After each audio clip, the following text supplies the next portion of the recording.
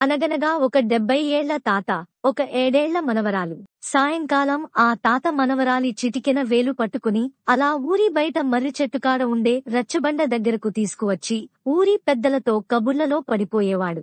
ఆ మనవరాలు మాత్రం రచ్చబండ దిగి అక్కడే ఉన్న గ్రంథాలయానికి వెళ్లి పుస్తకాలు చూస్తుండేది. అలా 4 రోజులు పుస్తకాలు చూశాక చదివి చూడాలనిపించింది. పిల్లల కథల పుస్తకం కనిపిస్తే చదివేసింది. టైమే తెలియలేదు.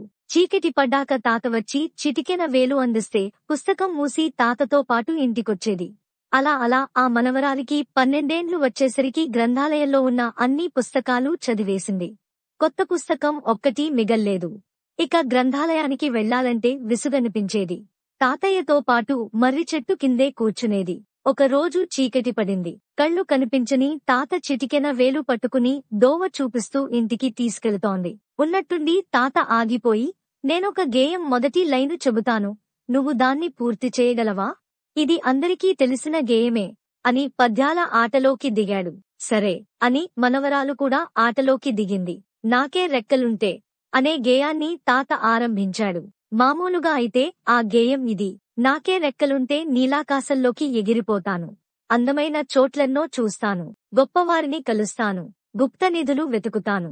ఈ పద్యం మనవరాలికి తెలిసినా అప్పటికప్పుడు ఇలా సరికొత్తగా మొదలెట్టి, నాకే రెక్కలుంటే పక్కూరి గ్రంథాలయానికెగిరిపోతాను, మరిన్ని పుస్తకాలు చదివేస్తాను అని చెప్పింది. ఆ చీకట్లో తాత కళ్ళు మిలమిలా మెరిశాయి. ఆ తాత ఆ మనవరాలితో ఆ రాత్రి పక్కమీద ఇలా అన్నాడు: 100 సంవత్సరాలకు ముందు అమెరికాలో ఆండ్రూ కార్నెగీ అని ఒకాయన ఉండేవాడు.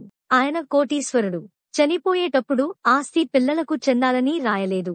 ఆ డబ్బుతో వీలైనన్ని గ్రామాల్లో గ్రంథాలయాలు కట్టించాలని రాశాడు. నేను అమెరికా అయితే వెళ్లి చూడ్లేదుగాని అక్కడి గ్రామాల్లో కనిపించే ప్రతి గ్రంథాలయం ఆయన డబ్బుతో కట్టించిందేనంటారు. నీకు పుస్తకాలంటే ఎంతిష్టమో ఈ గేయాన్ని పూరించడం బట్టి తెలిసింది.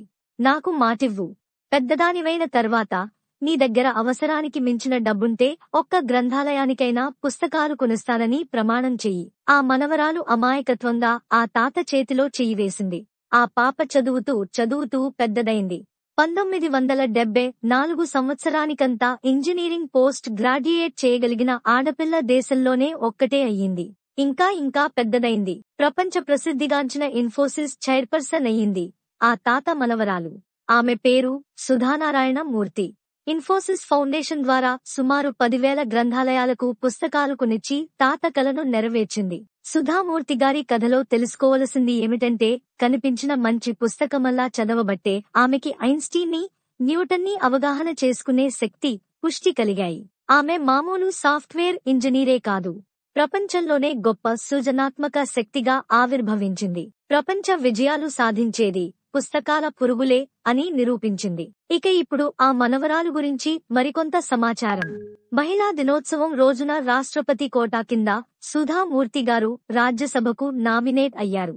సామాజిక సేవ, దాతృత్వం, విద్యతో సహా విభిన్న రంగాలకు సుధామూర్తి చేసిన కృషి అపారమైనది, స్ఫూర్తిదాయకం అని తనను రాజ్యసభకు నామినేట్ చేస్తున్నట్టు ప్రధానమంత్రి నరేంద్ర మోడీ గారు తెలిపారు.